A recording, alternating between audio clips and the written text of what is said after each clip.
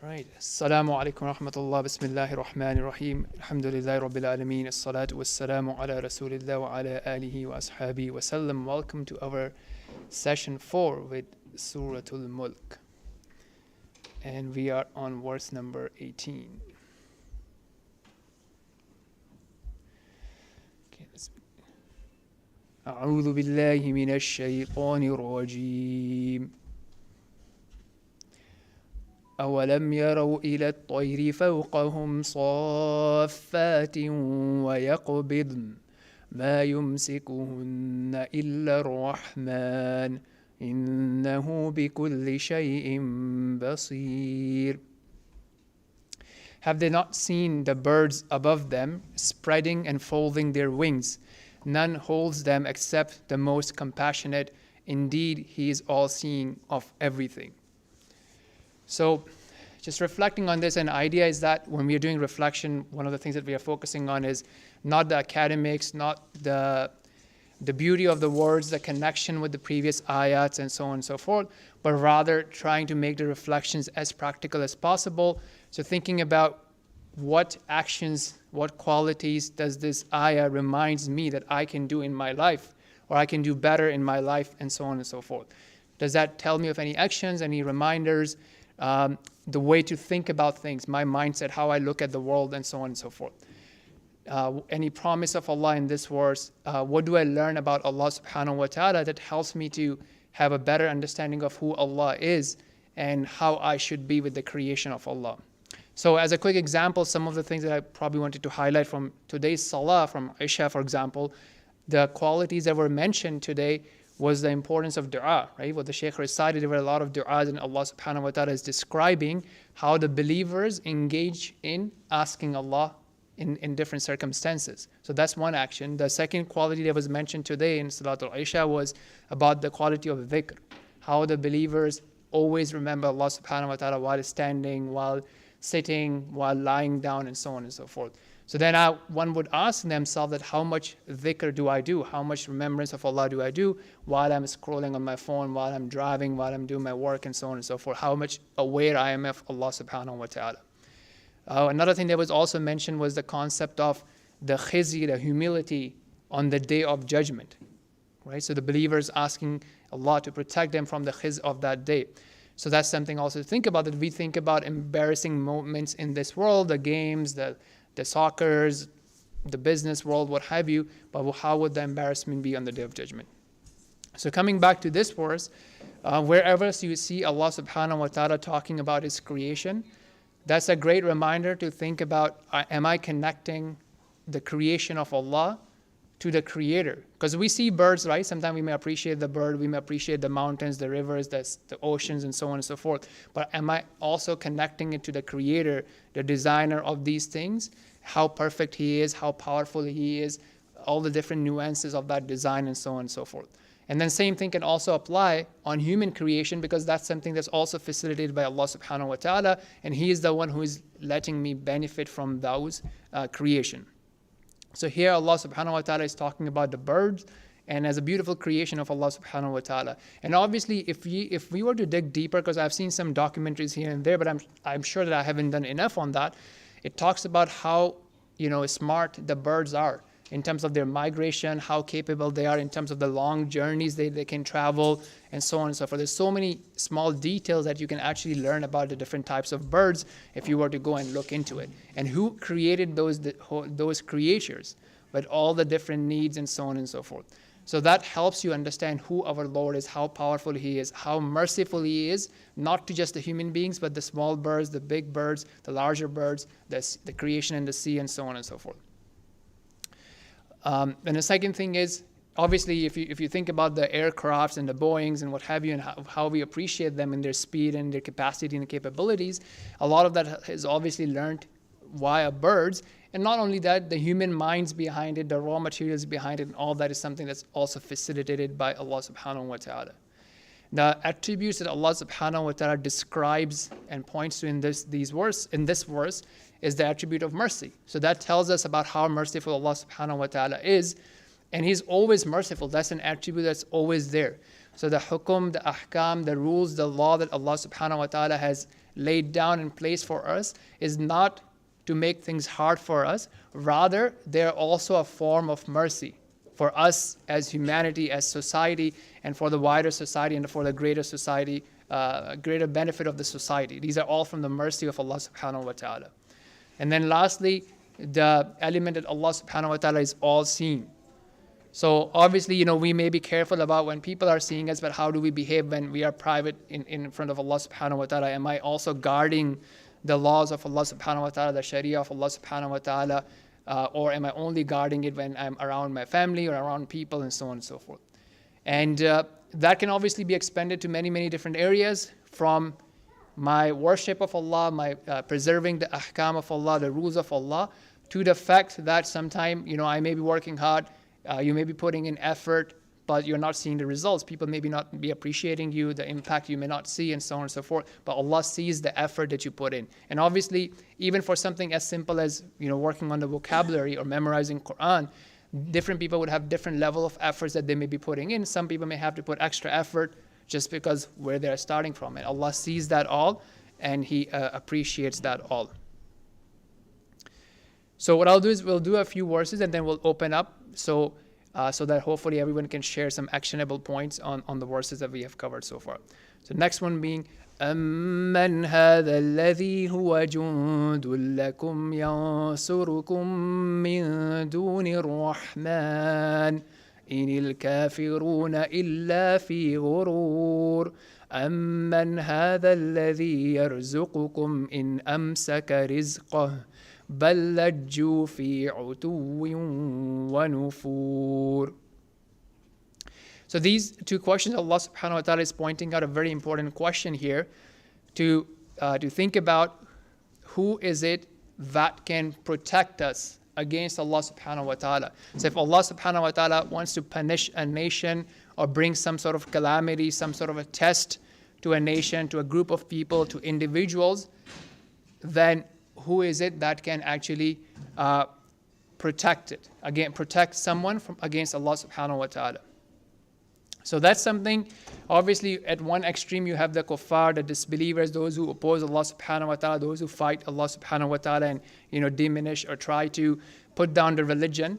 But at the same time, even as regular people who are believers, who do worship Allah subhanahu wa ta'ala, sometimes we may get carried away and be afraid of different people, whether it be our friends or family members or employers or clients and so on and so forth. So sometimes you may have this subconscious fear that, I have to please them. I have to make them happy. I cannot, hold on to my principles, because if I do, I fear that I may lose some worldly benefit. And that can apply in any capacity that you are in. Even when you're in dawah, in the work of the deen, to running a non-profit, to being in a regular corporation, to being a father, a mother, and so on and so forth. Am I afraid of the other human beings? And is that causing me subconsciously to please them because I want some sort of success and benefit from them, and I am displeasing Allah subhanahu wa ta'ala? So that's just something to think about, that we cannot achieve whatever we want to achieve, and we cannot have protection from the decree of Allah subhanahu wa ta'ala except by what Allah has written for us. And similarly, the concept of rizq. So any benefit that Allah has written for us, from some as simple as education, wisdom, skills, finances, children, spouses, happiness, all these are different forms of risk, whether it be emotional risk, financial risk, intellectual risk, capacity and capability risk, whatever it is, it's all from Allah subhanahu wa ta'ala. If Allah wants to hold it, then who is it that can actually extend it for you, that can actually make it happen for you? So when people transgress, obviously they're trying to chase something. They're trying to chase comfort, happiness, relationships, and so on and so forth, trying to chase that while disobeying Allah subhanahu wa ta'ala. So Allah is asking, who can extend it for you if Allah prevents that risk from coming to you? And who can prevent it from coming to you if Allah wants that to happen?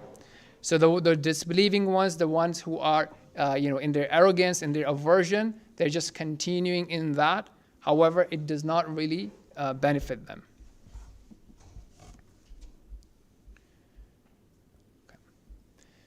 Then the next one, أَفَمَن يَمْشِي مُكِبًّا عَلَى وَجْهِهِ أَهْدَىٰ أَمَّن يَمْشِي سَوِيًّا عَلَى صِرَاطٍ مُسْتَقِيمٍ. So here Allah is using a parable, right? So someone who is upright, he knows where he's going, he's focused, he knows the path, he understands the path, he's walking upright. Is he the same as the one who doesn't know where he's going? He's crawling, he's not upright, he's not using his full facilities, the full capabilities that Allah has given him, right? The one who is rightly guided is the one who is walking upright and straight. And the one who is misguided, he's confused, he's chasing different philosophies that are designed by human beings, right? This ism or that ism, just chasing human-defined philosophies is like the one who is walking on his face or her face.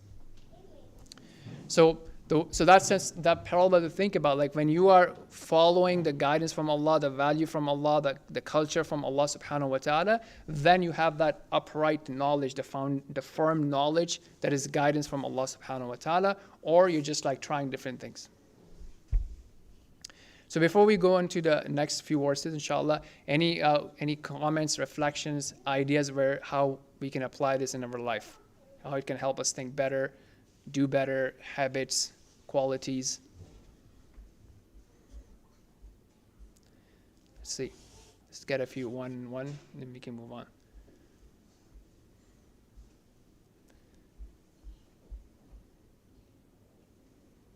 You can just repeat what I said too. That will also confirm that it worked.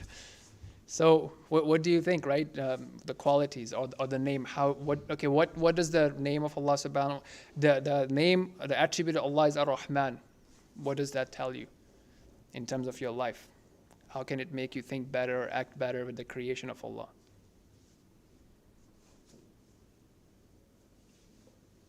Or what can someone be doing wrong who doesn't understand that Allah is Ar-Rahman? Well, one thing I do know is, irrespective of what you do, He's so compassionate, so merciful. Even if you don't deserve those mercies, those blessings, all those rahmah, He still gives it to you. That's who He is. He's different from men or women or humans.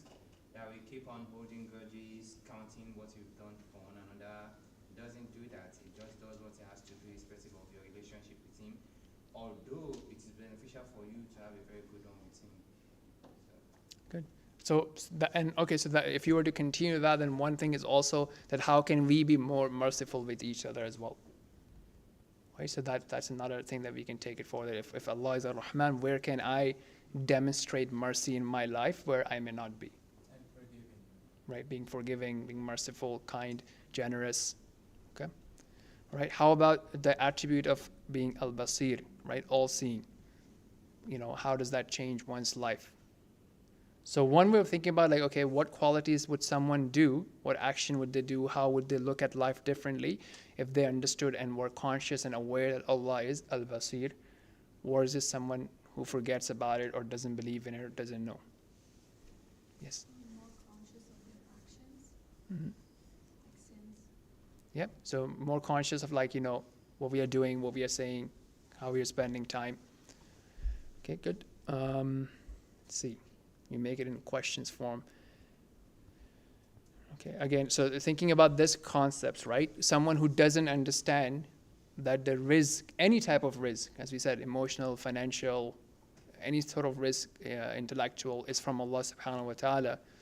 How can that person be? As in provision? Yeah, provision, yeah. So if someone really believes that it's from Allah subhanahu wa ta'ala, or is it someone who may be forgetting about it or not believing in it, how would the lifestyle, the qualities, the habits may be different?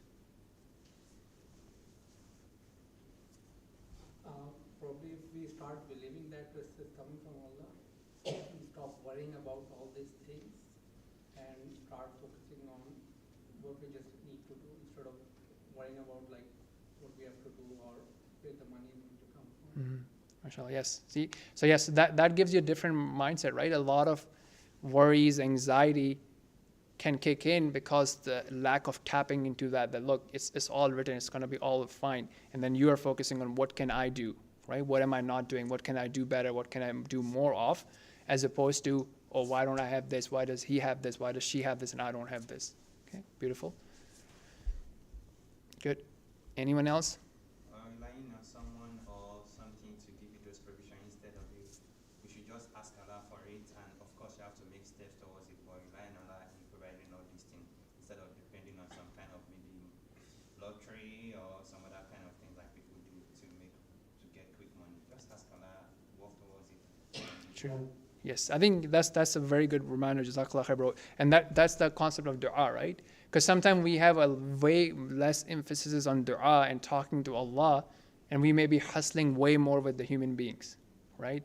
Whether it be, applying for jobs or contracts or clients or investments or selling stuff, which is okay. These are part of the, the process. However, like, what's that sort of balance, right? Do we first go to Allah subhanahu wa ta'ala? Do I actually also, spend time in asking Allah, or is it just hustling and asking human beings? Okay, good participation. Okay, let's do, I think we can do 2 more. Yeah, we'll do 2 more and then we'll do the word by word. قل هو الذي أنشأكم وجعل لكم السمع والأبصار والأفئدة قليلا ما تشكرون قل هو الذي ذرأكم في الأرض وإليه تحشرون. So these are really 2 beautiful verses. And I think if we were to be aware of these, this could really make a big difference. Say, O Prophet sallallahu alaihi wasallam, He is the one who brought you into being and gave you hearing, sight, and intellect. Yet you hardly give any thanks. And say, He's the one who has dispersed you, spread you out all over the earth, and to Him you will all be gathered. And that's a very summarized and simple way of describing what this life is about, and how many people are deluded. So in this one, that Allah is the one who is our creator, and He has actually given us all the facilities and faculties that we have of hearing and seeing and the heart and so on and so forth. And as we saw in the previous worlds, all the rizq we have, all the provision we have is also from Allah subhanahu wa ta'ala. So that's a very, very different mindset than someone actually thinks that, oh, this is mine, this is me, as opposed to thinking that this is from Allah and it's my choice how I use it. Okay? So if I were to give an example, let's say I say, you know what, brother, what do you do? Okay, you have a job, you're working. Okay, forget your job, I'll give you this much money. You start your own business, provide the service you do, or start up a shop or e-business, whatever. Right? Now the question is, you understand that this is the funds that I'm giving you as an investor, or what have you, and you are thinking, okay, how I'm going to use it. How can I make more money off it, right? That's my intention, right? To grow the business, to have more revenue, whatever, right? Or I say, okay, you know what? I'll pay for your school, scholarship, what have you. But now your task is not to worry about the fees, but to get good grades, learn the skills, get the education, and then, give it out to others. So somebody who understands that these are the resources that Allah has given me, my time, my life, my faculties, then his thing would be like, how do I use it to please my Creator? And the other mentality that we have is, this is mine. I can do whatever I want with my life. I can do whatever I want with my body. I just have all these choices. That's a different mentality of someone who doesn't get these basic, that this is from Allah subhanahu wa ta'ala. And what is it that we should do with that is we have to be grateful. And that's something that Shaitan actually promised Allah subhanahu wa ta'ala, that you will not find most of them grateful. وَلَا تَجِدُ أَكْثَرَهُمْ شَاكِرِينَ. That you will not find most of them grateful. So what is gratefulness? What is being grateful means? The scholars have defined it, that if you want to understand being grateful, firstly is that you are grateful from your heart. You understand that this is from Allah subhanahu wa ta'ala. It's not because of my hard work, my own efforts, my hustling and my patience and this and that. It is actually from Allah subhanahu wa ta'ala. Second thing, obviously from your tongue as well. Right? You praise Allah, you thank Allah for what you have. And then lastly is you use what Allah has given you in Allah's obedience and not in His disobedience. So Allah has given you flexibility, Allah has given you rizq and different provision. You use it to praise Allah, to stay in the halal, right? Actually being in the halal and then using it to do the mustahibbat, right? To do the things that are recommended, to grow from there. So that's part of being grateful. If you're saying, okay, I can do whatever I want, I'll transgress, I'll do what I feel good about it, what makes me feel good, what makes my friends feel good, then that's a different mentality.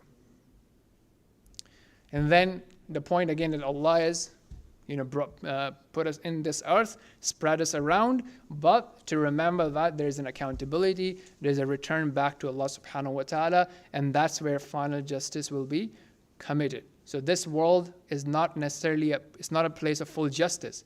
So it doesn't mean that people who have more of these resources, that Allah loves them more, or the people who don't have it, does not mean that Allah loves them less. So you may have some recompense in this world, but the final recompense will only happen on the day of judgment when you're actually going to be returned to Allah subhanahu wa ta'ala. Okay, so talked a lot. Let me hear from you guys on these two. Let's get maybe 2 and 2, and then we'll wrap up and go to Arabic. And as we hear about it, I think there is tea as well. So if you want to grab that, that's fine too. And we can also get some comments as well. So we do this transition from reflection to Quranic Arabic. Well, you said it all during your explanation. That's fine. You can just repeat them, and that at least tells me that okay, it was communicated, right? Okay. So Or you can give me a different example.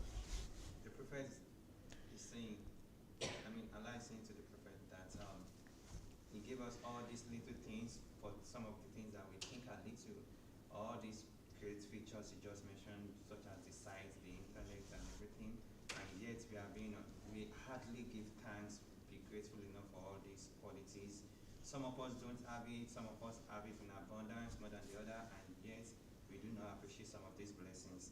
And sometimes we do go as far as comparing our faith or some of these features with those of the others, which we shouldn't do, since we're all going to be judged based on different things. Why then should we look at some of the blessings other have, even though it's just the sight, the hearing, the mental faculty, we are more intelligent than each other, more knowledgeable on certain topic.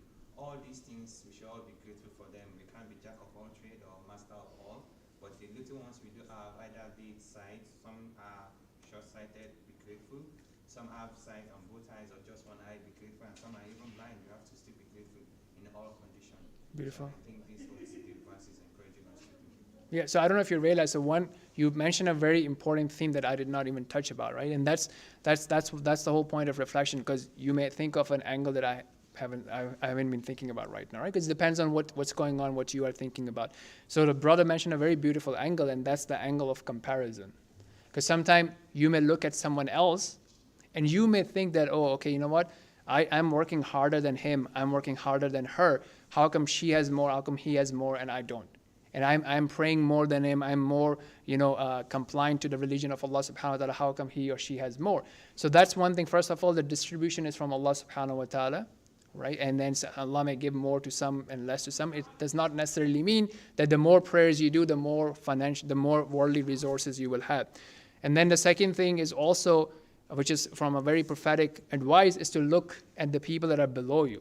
So sometimes we're just comparing, oh, I'm working so hard, and then, how come he or she has more? But we're not looking at how we are 10x or 100x better than the other guy who doesn't have as much, and maybe putting in way more work than us.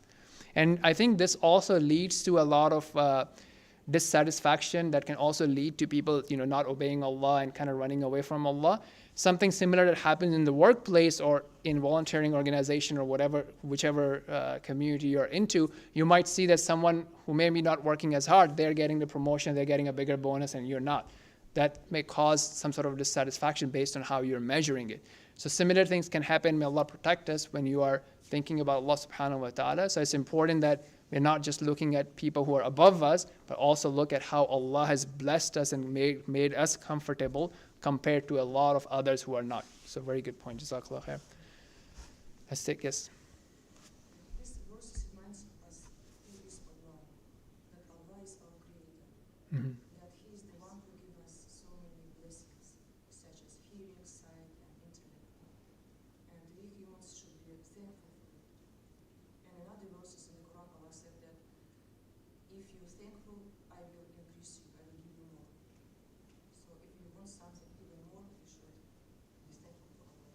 Good, mashallah. Right, so that's focusing on one of the other promises from Allah, that being grateful not only gives you the rewards and hasanat and gets you closer to Allah subhanahu wa ta'ala, but rather Allah will actually increase you and give you more of what you have. So that's one actual way of increasing what Allah has given you, by being grateful, by being obedient with what Allah has given us. Okay, great. So we'll stop the session here. We'll move on to the Quranic Arabic. There is tea here, so if the sisters can grab it in a minute or two, then we'll pass it on to the brothers. And then in the meantime, I'll switch the stream to the next session, inshallah.